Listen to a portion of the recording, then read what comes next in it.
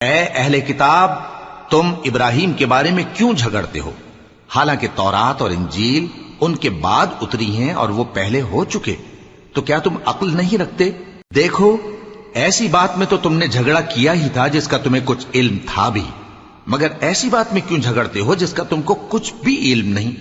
اور اللہ جانتا ہے اور تم نہیں جانتے۔ ابراہیم نہ تو یہودی تھے اور نہ عیسائی، بلکہ سب سے بے تعلق ہو کر ایک اللہ کے ہو رہے تھے اور اسی کے فرما بردار تھے اور مشرکوں میں نہ تھے۔ ابراہیم سے زیادہ قرب رکھنے والے تو وہ لوگ ہیں جو ان کی پیروی کرتے رہے، اور یہ پیغمبر آخر الزماں صلی اللہ علیہ وآلہ وسلم اور وہ لوگ جو ایمان لائے ہیں، اور اللہ مومنوں کا کارساز ہے۔